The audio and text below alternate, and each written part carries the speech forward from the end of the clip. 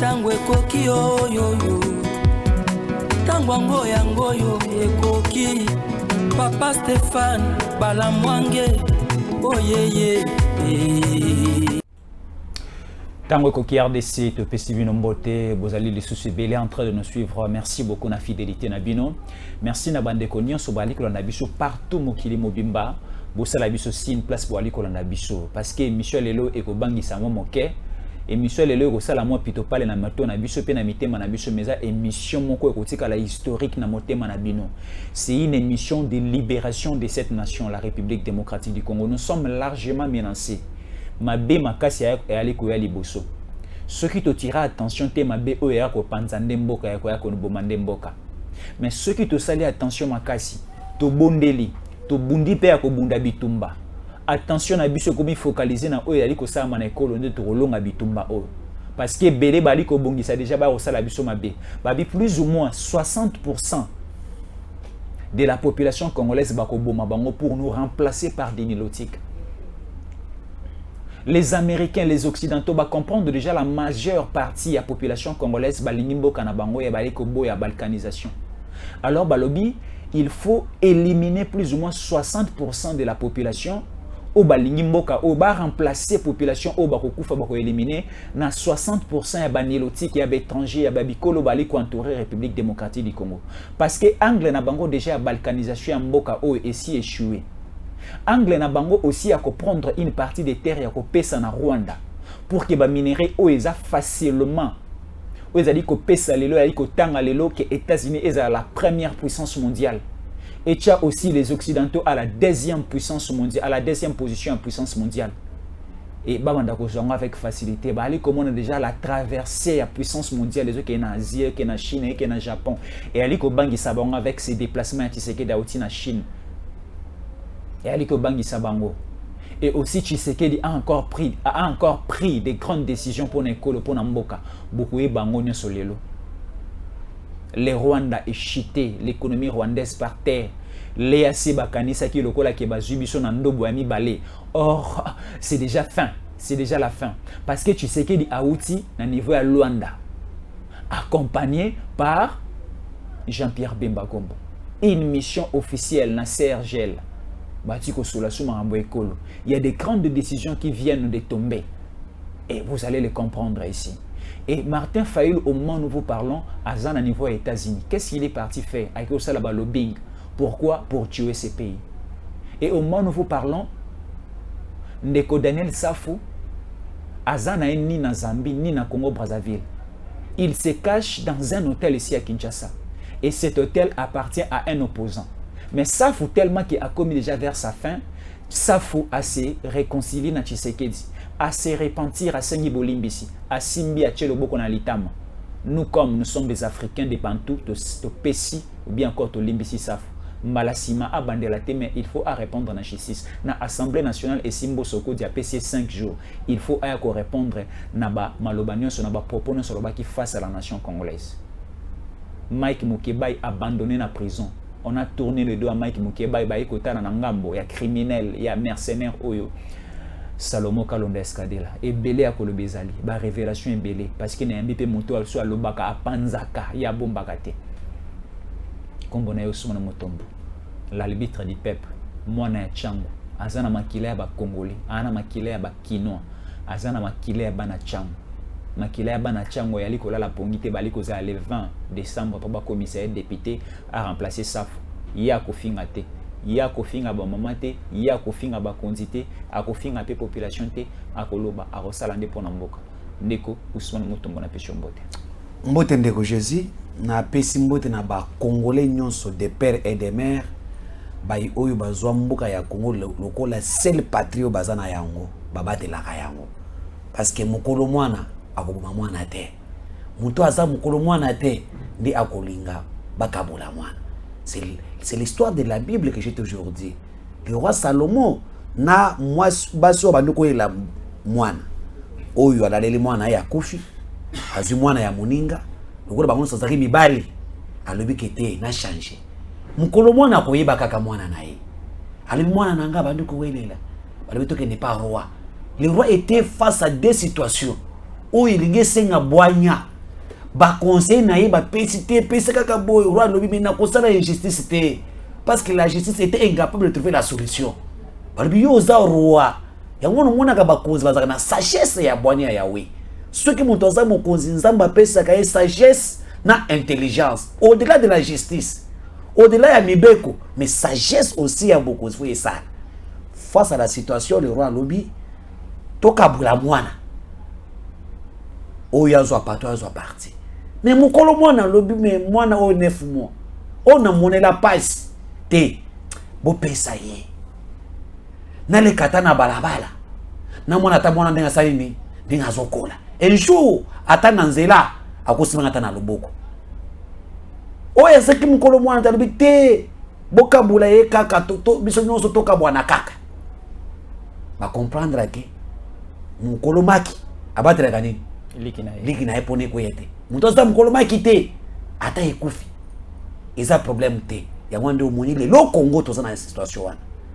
Nous avons des Congolais bakolomboka qui ne veut pas que mboka na biso la balkaniser, qui ne veut pas laisser l'occasion à l'Occident, qui ne veut pas jouer les jeux de l'ennemi, qui se bat jour et nuit pour être que Congolais reste un et indivisible.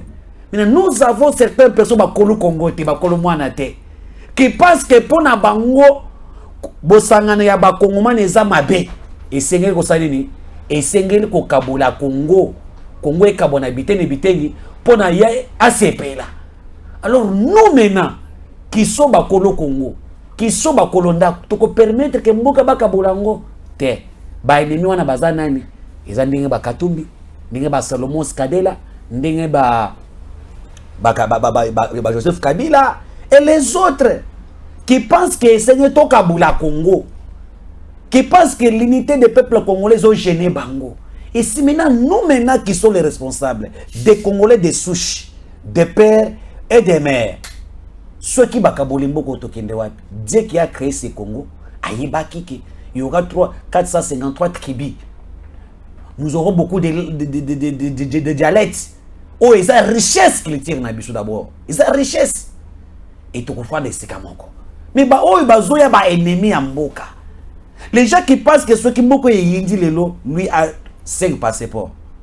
Na Rwanda ba ozoko c'est rwandais. Na Zambie ba koyambaye.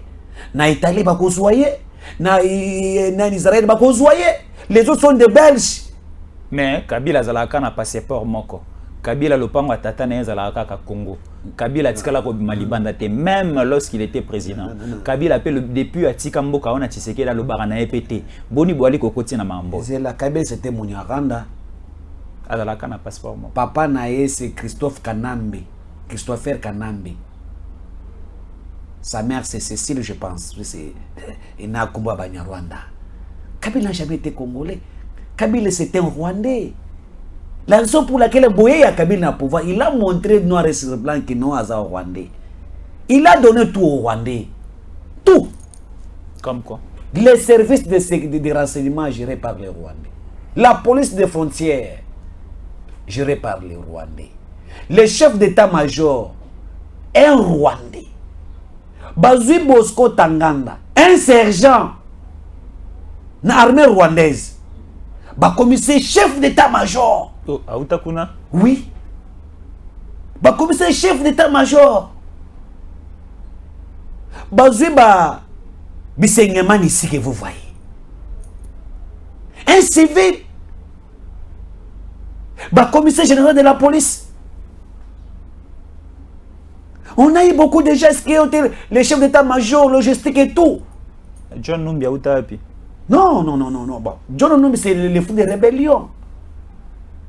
Mais Bisengiman ici, il était où? Charles Bisengiman. C'est Atekamboka. Bazu Lokola, administration financière ya Mboka na biso. A pesa Mboka ba Rwandais. Deo Rukwiza. Était qui?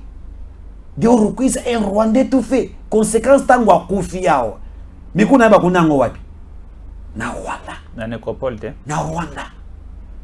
Il a dit ce qu'a Kofi, bakunda ye na mboka na ye, bisika makila na ye tanga, bisika mutolo tata na ye ezali na Rwanda. Le DG Oyazaki ya OCC, son nom m'échappe, c'était Rwandais. Alungwa. DGI a été géré par les Rwandais. Si vous allez aujourd'hui à DGI, c'est plein de Rwandais. Aviation civile, géré par les Rwandais. Et nous avons dans ce pays 578 officiers au gradé rwandais ici, dans l'armée. 7800 militaires rwandais ici, dans l'armée.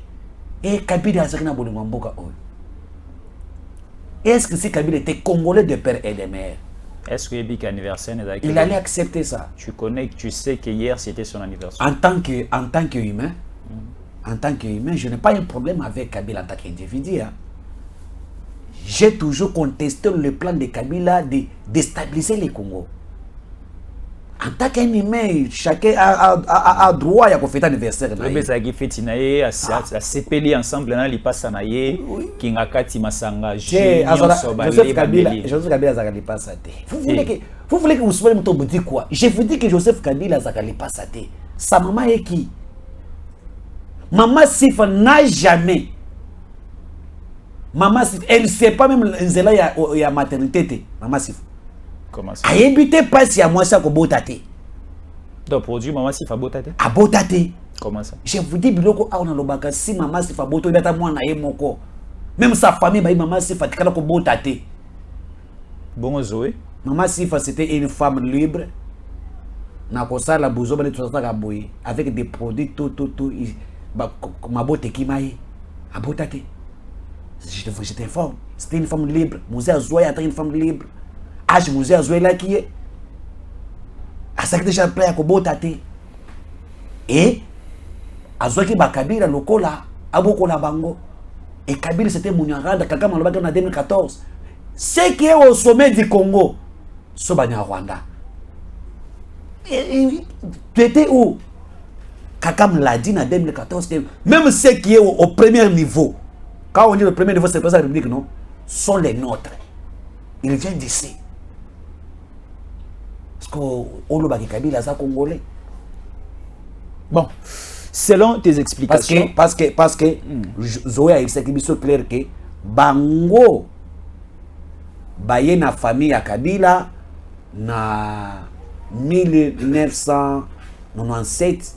Na 1997 nde Bazoé bakomi na famille Kabila. Na 1997 Zoé l'a dit face à Jean-Marie Kassama. Alors nous sommes dans la famille des musées depuis 1997. Il avait quel âge à cette époque? Kabila a pris le pouvoir na 29 ans. Na 29 ans. 29 ans na 2001. Na 2001. Sur Tolongoli 4 ans. 4 ans. Ça fait 25 ans. C'est-à-dire Kabila avait 25 ans à partir d'une autre famille. C'est à l'âge de 25 que Kabila est devenu moine musée. À Botani, à Chiwan, à Koli. Et c'est ça, il faut comprendre ça. Les mensonges, ici, là. Kabila va botter na Oerabora. Jeannette Kabila va botter les bandes la place Moussous. Date différente. Voilà, d'accord. On vous comprend.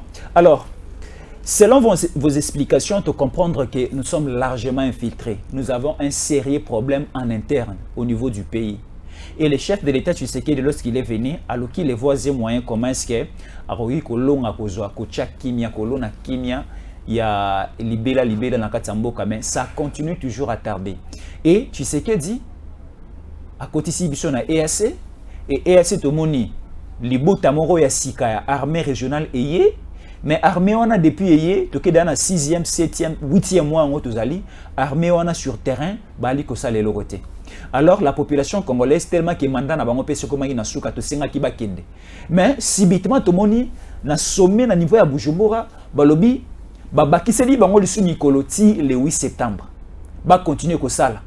Parce que ba ndeko à force régionale ba on ba ali ko faciliter l'infiltration encore ko boma ko yiba ko salama B sur terrain ensemble là ba 1-23 na ba RDF parce que ici tout le monde qui va sur terrain mais tout le monde va baxer bon sur Mikolo ti na mois de septembre mais il y a des révélations que tu sais que dans une décision suka et Yasika qu'est-ce qui s'est passé? Bon ndeko nanga Jésus na matière ya makambo etali la est ndeko Ousmane Mutomba le bitre du peuple tant trobelaka muto zana ba base nous avons des précisions. nous ne sommes pas comme certaines personnes à quoi lobby. Et j'aime parce que dans le moment où au benga kanga pona makambo est, c'est des moments où yo ki biloba loba au lobby te. Vous avez l'expert où ya coupé ça op vérité. Beta biloko. Makambo ngana lobaka makambo etali est. Soko landeli ba makambo na lobaka suka na tombaka etombaka na ongana lobaka. Na ebisa ko mukolomo que la population de Goma ba boyele assez. Ba senga mokonza mboka aboyele assez. Ba to bien avec le temps. Na ebisa ko na police ba ebisa que Félix azolinga le ACT à comprendre G. Mkoloko eleki Félix avec général Niak soki Niaki wana ayebisie que yo le peuple vous acquise. Tu étais venu pour nous aider, pas pour nous koyambana na banguna te. Makambo Ousmane Mutomba a dénoncé awa. Na hutu ko yebiso mikolo hutu ko likana yebisa ko l'EAC était kala Rwanda.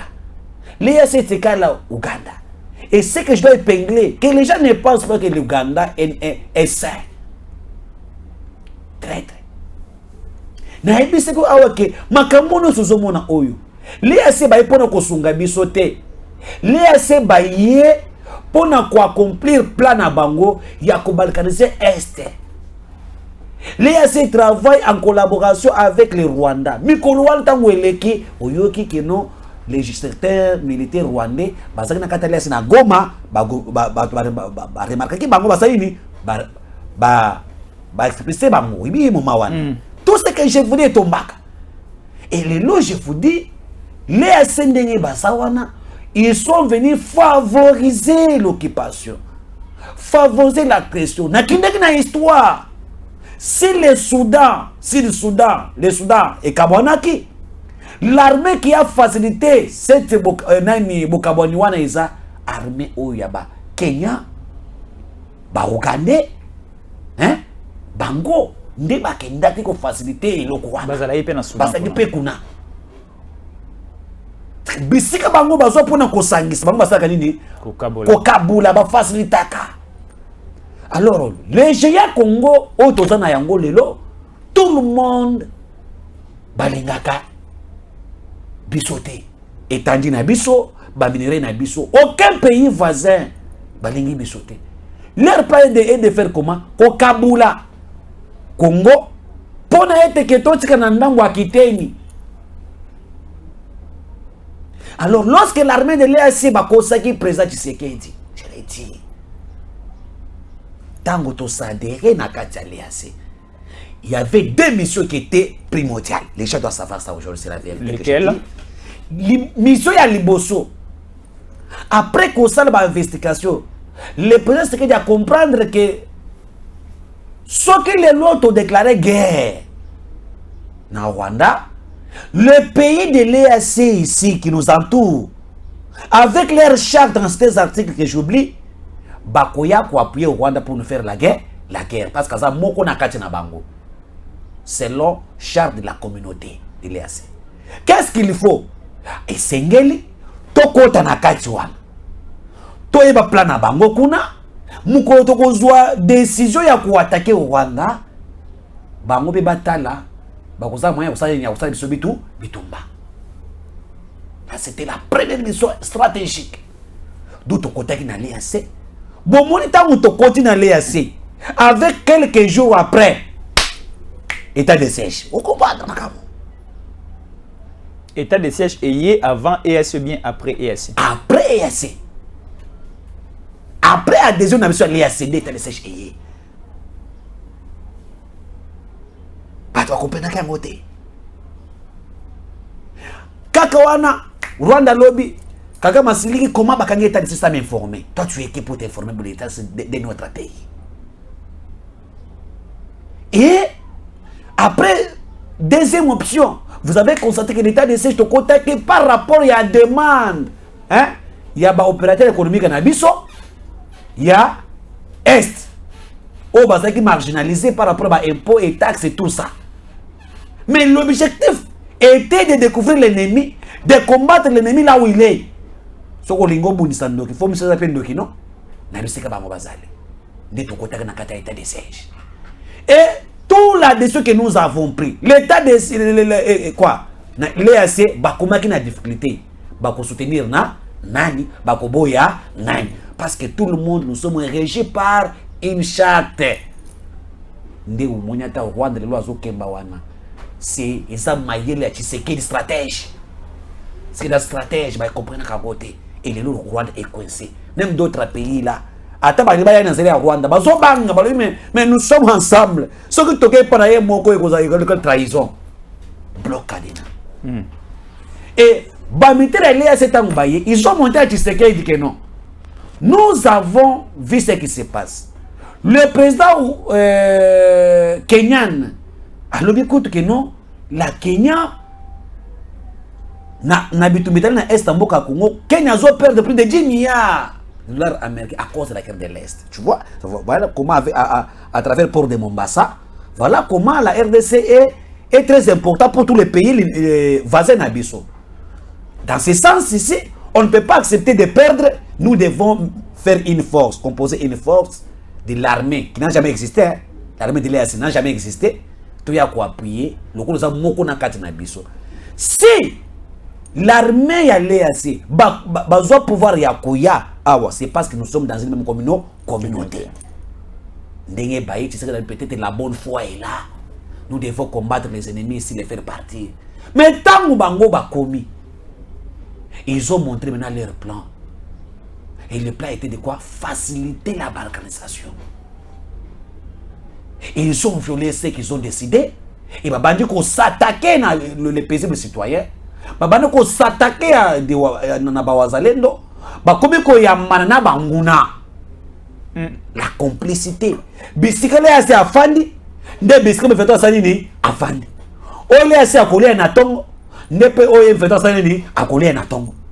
Et la balle a sakolata. Ne la balle fait sanini akolata. Ils sont allés loin d'infiltrer 370 officiers rwandais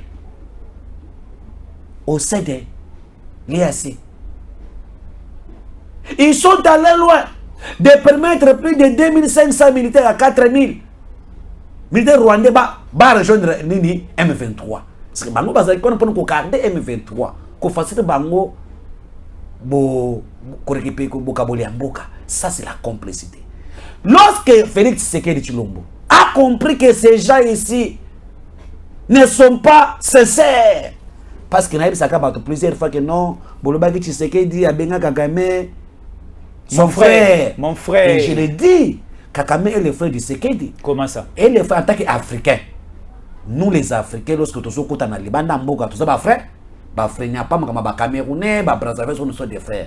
Même dans nos familles, lorsque vous trouvez qu'un frère est sorcier. Et entre ennemis, il n'y a pas d'amis. Hein? Écoutez, non, entre ennemis, il n'y a pas d'amis. C'est là. Lorsqu'on trouve qu'un frère est sorcier, on se débarrasse de lui. Bon côté. C'est qu'il pensait que son frère a bongola motema. Quand il a compris que c'est lui qui est le sorcier, a kaboni naïe. Lorsque Abraham et Lot bayokani tena makambo itali zoaboy zaba bisa Abraham saladi pour l'intérêt de tes enfants. Tu quittes et je vais t'envoyer dans un millier. Voilà. Et je te ferai comme père des nations. Quel père de la nation? Pas kabonate. Na droite. Quand le président Tshisekedi a constaté que Kagame, que lui pensait qu'il a changé, ensemble, les Congolais et les Rwandais, nous serons toujours les voisins Tibi. Oui. À cause de Kazandoki, à Salini, à Tikena Kindoki naye, à Tayo Nakata Libota, ce qu'on pense que moi, Ndekunayo Kamoka la Nuna Sima. Soka Zandoki Abunisaka Vina Yo Salani. Très bien.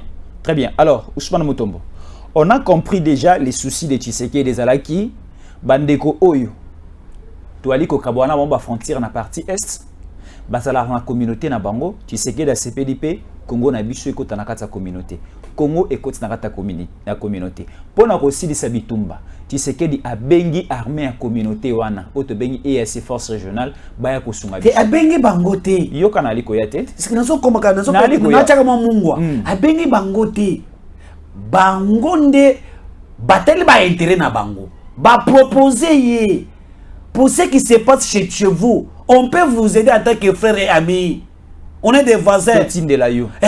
To composer équipe ya bamite na biso. Baya ko appuyer yo. Nani andima ki baya. Ce qu'on est ndé que c'est là que oui. Au contraire, baninga pe baza pe bako ba yupe moi pas ça ba liwa ya ba kongomani baya kaka na baza bonne volonté to c'est ça makambo. Place na za ngwana. Tshisekedi nde andima ki force régionale. Abenga ki bango andima ki nde. Tshisekedi andima qui force régionale et force régionale est là sur terrain depuis l'année passée. Premier mandat na bango sali 6 mois et 6 na mois de mars. Ba pesi bango quelques jours ya bonus. Siko esingala ki ba ke na mois de juin. Tobeti tangwa awa Congo mo tobi ke ba ali ko kende RC ali ko kende po to ali ko yamba nouvelle force o ya SADC. Mais to ti ko yo ka Tshisekedi tanga si voyage na ye ya Chine. Na sommet à Bujumbura. Na Burundi toyoki lisusu ba relancer ba pesi encore mandat monsieur Sika na force régionale de mambo ya SADC et Vandi batu o ba travailler en complicité en complot nenge oti ko expliquer biso awa na banguna bali ko bomo bali ko yeba biso la mabele ba pesi bango encore un nouveau mandat ba continuer ko sala mabe ba continuer ko bombo continuer ko violer et ali ko sala passe. Est-ce que Tshisekedi est responsable? Il y a deuxième mandat au EAC. Est-ce que qu'est-ce qui va encore se passer avec ces CIRGL? Parce que tout le monde peut organisation sous-régionale et comme belé to qui n'est pas CEDEAO, si c'est que na bisu sukuna, to que na SADC, to que na CIRGL, to que na EAC, to que na CEAC. Ezali belé ba blogo mususu dali kokota avec Tshisekedi, mais ça ne change pas. Nous sommes maintenant à quel niveau? Ndeko Ousmane Motomoto ali ko zela toyo kayo ko kena biso par 4 chemins te olobaka malamu o révéla ko pesa la vérité ko kena biso pas ina pas été pesa biso nous sommes où toi ko kende wapi. Ndeko Jésus, je dois te dire une chose qui kota la monnaie ya Congo, nous sommes obligés d'être dans toutes les organisations nationales et internationales. Parce que nous sommes les géants Congo. Là où on décide dans le monde, on ne peut pas décider sans les Congo. Parce que si le monde vit aujourd'hui, tout ce que vous voyez ici, c'est grâce au Congo. Et nous, les Congolais, ne sommes pas les bénéficiaires. Et nous sommes censés, il y a cause à la bisika nyonso pour l'intérêt de ces pays. Attends, Singapour. Nous sommes censés être partout. Dans toutes les organisations mondiales, nous devons être là. Africaines, nous devons être là. Parce qu'il y a toujours quelqu'un qui a dit le développement de l'Afrique a comme sous-bassement où l'armée de Moratique dit du Congo, c'est vrai. Nous avons ce qu'on a maintenant. Au lobby, Tshisekedi, ok. Vous devez comprendre une chose. Le président Tshisekedi, Félix Antoine, a accueilli na Botswana, a déclaré à lobby, l'armée de l'EAC ont échoué des mission. Bazaba complice. Il se complote avec l'ennemi. D'ici, il faut pas s'aligner. Bakanga bisaka na bango. Bakende. Bazo basache Obama. Bazo basache vive. Bamuso ba yekatana ilambate. Bacha bilamba na bango basali nini? Basonga. Nous allons faire nous avons la quitus. Il y a armée à SADC. Avant le bureau na Botswana. Bazalaki na Bujumbura non? Bazalaki na Bujumbura. Wana kama kendai kule bifeteka na nine wapi wapi na Grande-Bretagne na Makabashar na Angleterre na Machar. Intronisation. Voilà. J'ai une bonne raisonnement, j'ai réfléchi. Azaïkoun. Ce que la bingana makamwa italingate ce qui me concerne c'est la République. Basir la Ramaphosa bazalaki na réunion wana. Pourquoi Tshisekedi alobaki biloko te na kati ya Bujumbura? Question mark. Pourquoi qu'elle belango côté à l'Union africaine? Quand il a eu la catus, le soutien de tous les pays de l'Union africaine pour n'a pas se avoir est à Mokanabiso. Alors bien il faut de bakende. Tangwaye awa. Mikolo bazo kende bakende bakana bango toute la population. Tshisekedi écoute la population. La population joue un grand rôle dans le pouvoir à Tshisekedi. Voilà la différence entre un président de la République élu légitime du peuple, qui a la majorité absolue, et un président qui n'était pas élu du peuple. C'est lui qui est élu du peuple. Écoute le peuple. Écoute la volonté de ce peuple-là. Le lèvre, tu sais qu'il dit ce que ton lobby a lobby. Ce que ton lobby, il parce que raison. Alors qu'est-ce que cause la mon cause de quoi il sauter. Le peuple là, bah il y a une makamusus au bako informer un peu parce que na makalisa ko pesa pour renouvellement ya mandat ya EAC. Na kei nazo koma pewa nazo to lela ki Congo et sepeli que Tshisekedi lobby et sili pona EAC. Yango. Mais subitement Tshisekedi na Chine na retour na eto ki na niveau Bujumbura ke EAC zu mandat Tshisekedi na Chine. Basali sommet na kati ya Bujumbura. Tshisekedi a été. Tshisekedi azala été. A été. Ah bon? Le président Tshisekedi Félix à Longoli, on a été tina Bujumbura. Il avait envoyé Modric. Moussa Nemousi. Atinda yekuna. Na professeur Chibango. Conseiller na privé. Bango de ba représentant yekuna. Aboya ko kene na Busoto wana. Parce qu'il n'est plus d'accord. Ou bien en bonne relation avec ces gens-là. Ce sont des criminels. Ce sont des traîtres. Abonné que ce qu'il y a danger pour naïe. Parce que pour le pays de l'EAC, il faut que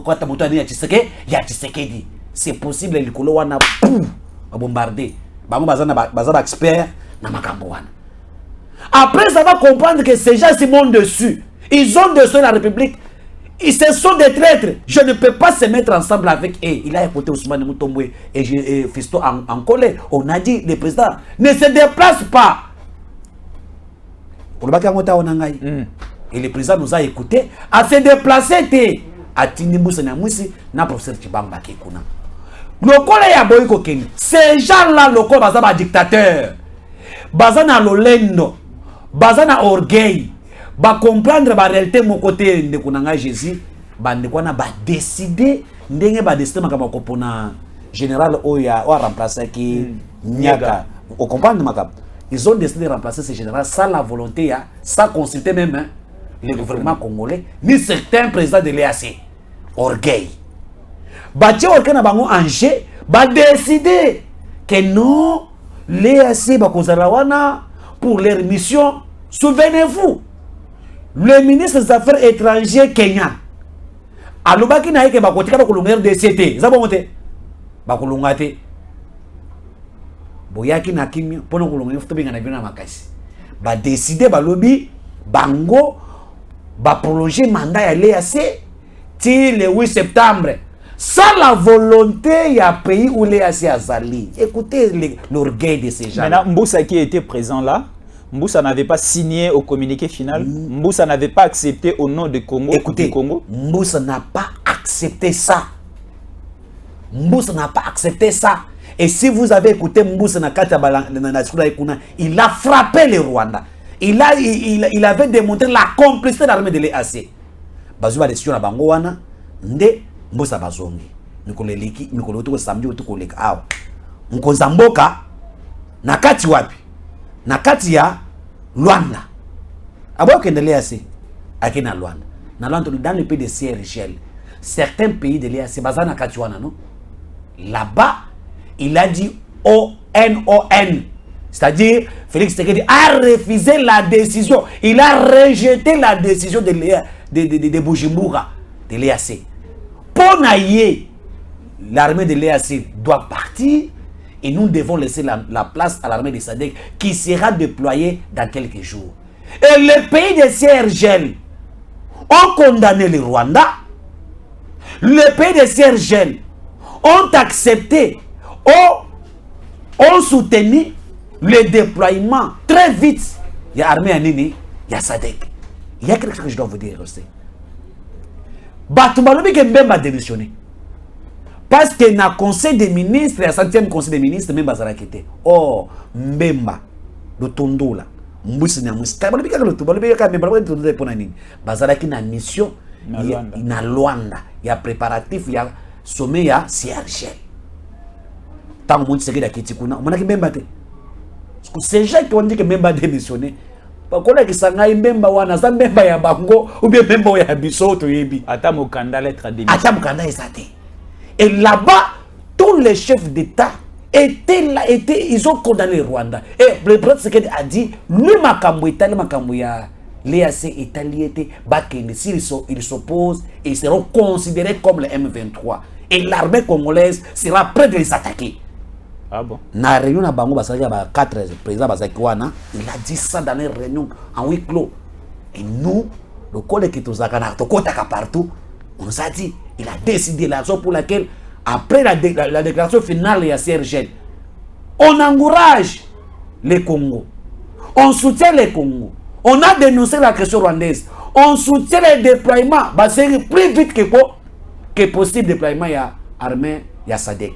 Et ils ont projeté une quadripartite entre l'EAC, CAC, CRGL, Union africaine. Bafanda autour d'une table pour dire l'EAC, Bokanda Bisaganabino, Bokende. Là, c'est pour quand? Dans quelques jours ici. Parce que bientôt là, l'armée de SADC seront déployées. L'Angola est déjà prêt. Et vous savez ce qui s'est passé dans Bujumbura? Les Batouans ont décidé, l'armée de quoi? Le rebelle du M23, Bakoza la cantonné na Rumangabo. Et na Sabino, na Rumangabo. Sans la volonté, il y a gouvernement congolais. Tu imagines? Quel orgueil! Il ne voulait pas refuser. Est-ce qu'il y a un désavantage de placer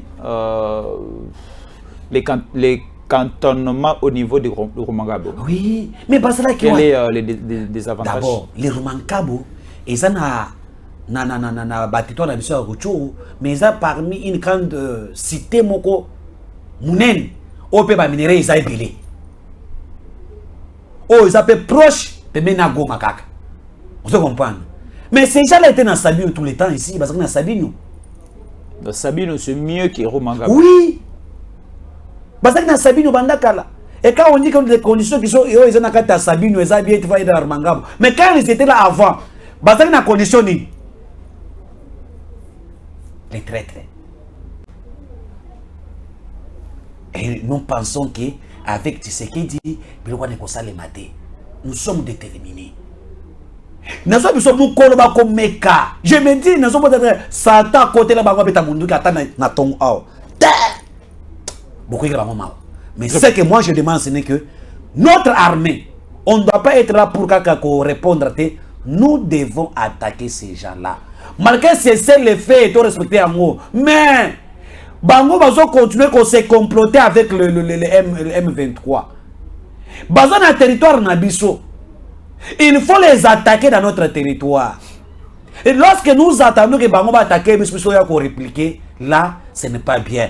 Et nous demandons que les chefs de l'État, les chefs d'état-major, le ministre de la Défense, nous devons prendre la décision. C'est nos territoires à nous. Ça permettra que ceux qui ont frappé Batouana et Tokendra Kessil. Et je vous dis que des rak arrivent. Hier, 5 avions, 5 hélicoptères de guerre. Et vous êtes Chinesa. Donc, le pays, et c'est un cas à récupérer. Indonésie, les autres, déjà. C'est-à-dire qu'aujourd'hui, nous sommes déterminés. Et celui qui veut la paix prépare la guerre. Formation militaire, tout ce qu'on fait, c'est pour que tout pays s'amboque na biso Kenya. Mais c'est que moi j'aime la décision ferme de Tshisekedi. Aujourd'hui, l'Union européenne a sanctionné tu sais pourquoi? C'est parce que l'Union européenne impose avec Tshisekedi de dialoguer avec le M23, de faire les mixages et brassages. Oh, le Tshisekedi a boyi, O-N-O-N. A boyi. Et tout ça là, les ennemis du peuple, ce sont ces gens-là. Voilà aujourd'hui, en compétition avec les Katumbi, les M23 avec les Katumbi, Bakani Awa, Ndeku Salomo Kalonda, en contact avec le M23, 450 audio. Oui, nous allons entrer par là. Nous allons aussi entrer par là. Mais d'abord, j'ai beaucoup aimé votre intervention. Et aussi, je félicite l'autorité niant sur l'État congolais. Parce que Bazali Koyoka Bisso, Bali Koyoka population. Félicitations, coup de chapeau dans ma service à sécurité. Bande Kobele Bazoloba, que tu sais que dans la Kakike, Soka Komi Mokonzamboka, Apokama Aner, Apokama Demiap. Mais là, c'est un manque de connaissances. Dans un pays, ce n'est pas simplement la police et l'armée, mais la sécurité et école. Nous avons aussi des services d'intelligence. Le Kola Aner, le Kola Deniap.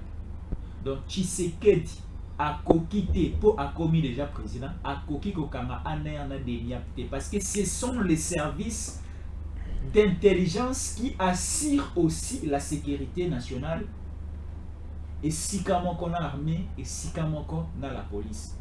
Est-ce qu'aujourd'hui, vous pouvez dire que les États-Unis et la FBI, Nakati, il y a sécurité aux États-Unis, non? FBI est la carte. Et aussi, ANER na Deniap est la carte. ANER na Deniap est un service d'intelligence eux qu'on a de la bâtonne sur bazar la mécanicien pour déstabiliser la nation, pour déstabiliser l'école. Ce n'est pas la garde républicaine au Bakanga qui Salomon. Salomon Bakanga qui est dans le Deniap. Et Bali Kolandela malem. Déjà à cause de la face à son juge naturel pour Bassambi Saï. Bassambi Saï na makambo nyonso justice ko reprocher na ya. Alors, nous remarquons un complot. Complot composé des Occidentaux, des Américains, au basui opposition comme manette va utiliser, va atteindre cible na bango. Cible na bango, c'est d'éliminer plus ou moins 70% de la population congolaise. Il y a qu'à éliminer pe bakonzi belé. Parce que la différence avec Tshisekedi na bakonzi et belé de zoa, mon élève américain à comprendre, à remarquer que Tshisekedi a ligné mboko makasi.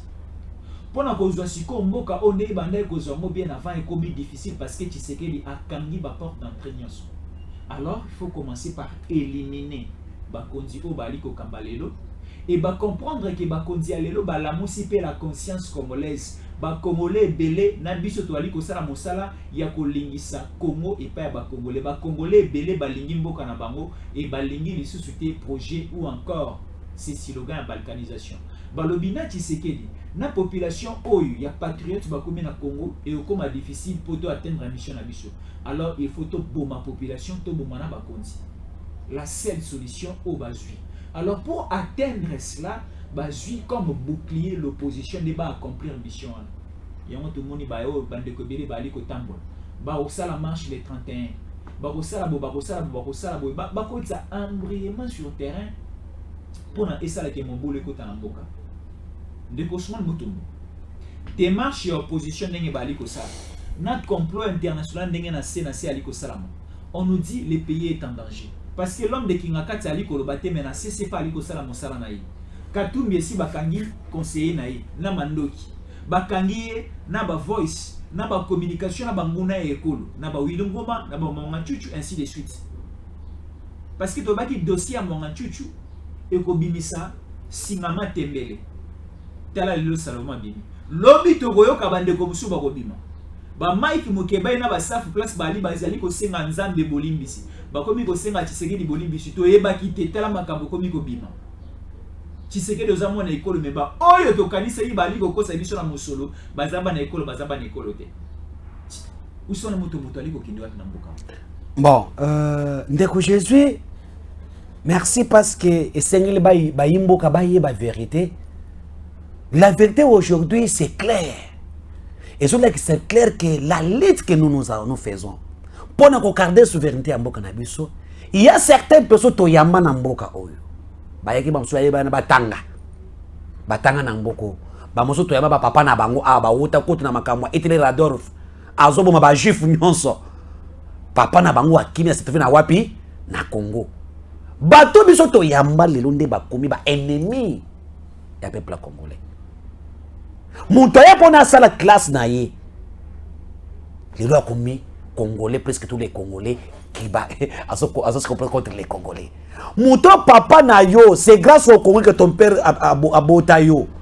Parce que Hitler a de façon là ba juif partout Et c'est arrivé que papa ya Katumbi qui mira na Congo. Pour ne pas kobota ye awa à travers avec une femme zambienne. Lelo a commis le cola, a commis ennemi à Congo. Baza atana reconnaissance de mon côté. Lo lenge to yambaka bango. Lo lenge batanga ke panabiso. Lo lenge to yamba para na bango. Ata connaissance wana ya mabele à Congo. Ezate bandoki. Bachor. Ngomoni lelo. Batolokola Daniel Safu se retrouve seul. Safa se trouvait yemoko. Safa kimaki azalaki na Saint-Alphonse oya matete afandaki na catholique bakubomba kabanani. Soki na koloba ki wataka ambongo zela. Safa zaki kuna. Lorsque le service de renseignement militaire va comprendre que Safa zakuna Abbé Chole, je l'insiste, j'ai des preuves.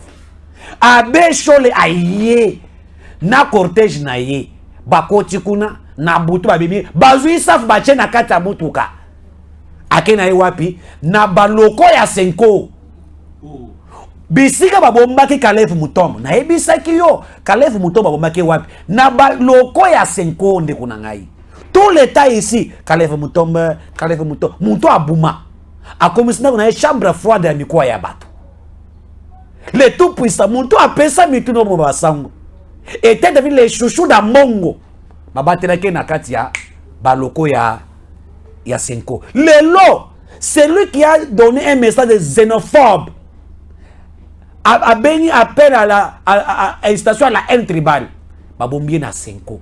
Quand je vous dis Safu azana baloko ya Senko wana mais lokola yoki ke mboso lobi a se présenter ce qui a se présenter te bako invalider ye lobi Safu azali awa nazo benga bato ba kompana na bisika bandoko finga muluba wana moni balbe bandoko finga wana lelo Safu azo se réfugier dans un hôtel d'un Kassayen qui est tout près avec le palais du peuple. Donc on a appris que Safu est dans un hôtel d'un Kassayen non loin du quartier Bovan, près du palais du peuple, non? Les Kassayens là c'est qui? Nakotanga kombote pour des mesures de sécurité. Nakotanga kombote pour des mesures de sécurité. Nakotanga kombote. Et quand je vous dis Azawana tout près pour n'être que ceux qui babé asala so na kata assemblée nationale et autour de ça les bureaux de Bazawana oh la tinzamba lokola mwasi te fungula nano elongi soki oza mwasi soki totala nano soki oza yo nde ku Daniel Safu azana kati wana kuna. Et quand je vous dis ici là Safu akozala invalidé parce que akoyate akozala invalidé bisika wana il sera invalidé akozala akomi ko le sikoyo batata akomi lettre azo senga Tshisekedi pardon Safu asenga Tshisekedi pardon ayeba kite loko esala kiye mukeba il laissé dans son nasor na ye moko akomi ko senga Tshisekedi pardon tango bakangi mukebai est-ce que tout le monde bakomi libérer mukebai tango bakangi mukebai oki Katumbi alobi entre un frère et un ami les choix est clair. Voilà lorsqu'on a arrêté Kalonda, le tout puissant à côté de Katumbi. Il y a des polos, hein. Je suis Kalonda libéré. Kalonda libéré. Voilà. Et c'est ça une leçon. Il y a quoi qui se bande quoi que les étrangers entre eux. Kalonda c'est un Belge. Oh non, Kalonda c'est un Belge. Kalonda c'est un Belge. Vous voyez? Et aujourd'hui Mukeba est laissé abandonné. Mukeba est abandonné na sor na ye. Abandonné. On va dire comment? Et les gens doivent comprendre aujourd'hui que tu sais ça? C'est-à-dire que la personne qui vient te dire construire une maison de 4 chambres salon alors que toi tu as la capacité à il y a 2 chambres. Alors comme ça c'est bon. Mukolo oyo kocha fondation okoyo kotombola ba mire ya 4 chambres kaka ye wana mutabana koseka yo mais mutaki ko changer programme na yo plan na yo ye ya wana pas de solo bakamuko moko fundishi qui mukiba keshi. Et quand je dis ça Mukeba il comprend ce que je dis là où il a commis lettre il plaît. Il plaît. Voilà. Biso to lobby, la justice, c'est ça la yango. Merci. Merci beaucoup Ousmane Mutombo. C'était une joie de partager ces plateaux avec Ousmane Mutombo qui vient de faire aussi beaucoup de révélations par rapport à tout ce qui se passe dans la République démocratique du Congo. Vous venez de comprendre la situation de l'Est de la République démocratique du Congo, surtout plus cette affaire de l'EAC avec la présence de la force régionale dans la partie Est de la République démocratique du Congo. Les chefs de l'État, ensemble avec une grande partie du gouvernement, Bazalaki au niveau, il y a CIRGL au niveau, il y a Luanda, Angola, Balobeli, la question, il y a arrivé. Il y a force, il y a SADC et aussi le chef de l'État a donné une grande précision en disant que l'EAC doit quitter les sols congolais et nous allons voir les remplacements. Il y a Bandekonabiso SADC pour nous renforcer, aider aussi la force congolaise et la police et les services de sécurité, aussi les autodéfenses pour finir cette agression rwandaise. Dans la partie Est de la République démocratique du Congo, l'opposition congolaise est toujours là en train de comploter avec les Occidentaux et les Américains pour faire du mal à la République démocratique du Congo. Présentement, lorsque nous sommes en train de dire ici, Fayulu est au niveau des États-Unis pour faire des lobbying, on ne sait pas le lobbying c'est pour atteindre ou encore aboutir à quoi. L'opposition annonce encore une nouvelle marche pour le 21 juin déjà de cette année et selon leur itinéraire, la zone neutre Otobengi, Tchangu, c'est pour encore créer une confusion sur terrain et si Basombi Bibembe na ba morgue. Basombi bibembe nyonso ya morgue ya mama Embo, bibembe nyonso ya morgue ya ngirangiri. Babi bako bimana yango le 31, bako pakola yango makila na marche na bango opposition pour bolo bake Tshisekedi abomi lisusu. Et pour envoyer une mauvaise image aux Occidentaux, aux Américains pour dire que Tshisekedi gère mal, Tshisekedi a le main blanche. Le main de Tshisekedi est blanche. Il ne faut pas acheter des morts, il ne faut pas aussi acheter du sang pour venir Kopakola yango à la chemise blanche de Tshisekedi et dire que Tshisekedi est en train de tuer. Nous sommes les Congo, aimons ce pays et c'est un pays de nos ancêtres. En aucun jour de reperdre yango parce que Tolingi yango makasi, Tolingi Congo makasi et Congo de reperdre yango. Merci à Ousmane Mutombo. Merci beaucoup de konanga Jésus justement koyebisa ba Kongomani ki bato balobi ki fa bakanga Katumbi. Parce que des révélations de Kalonda. Kalonda, ce n'est qu'un exécutant de Katumbi. Et quand je vous parle, Katumbi, d'autres informations me disent qu'il y a Azo Kima qui est Zambie. Ayebi déjà que Kalonda, tout ce qu'il a fait, c'est lui. Mais Tshisekedi n'est pas comme un dictateur. Vous avez incité Tshisekedi. Mouloubawana, c'est insécurité. Lorsque les Moulouba là veulent arrêter les gens qui sèment les sécurités, donc, quel est le problème? C'est Tshisekedi qui arrête. Mais c'est la justice, c'est la justice. C'est le service de renseignement militaire. Oh, bah interpeller Mwanga Chuchude. Je l'appelle Mwanga Chuchude parce que les mêmes effets, les mêmes reprochements, les mêmes le même problème qu'on a reproché Mwanga Chuchu, lui aussi. Azana yango, Mwanga Chuchude. Yango na procès kalamingi te awa. Mais Katumbi doit être arrêté. Je demande quand même Katumbi attends la frontière. Quand ce ça bimi. Mais allez kata ko les gâter. Pour que justice et salema totala Katumbi qui dans ces pays et étranger. Merci beaucoup Ousmane Mutombo, nous sommes à la fin. Restez fidèles au programme de Tango RDC. Merci. Tango ekoki yo Tango ngoyo ekoki Papa Stéphane Balamwange oh yeah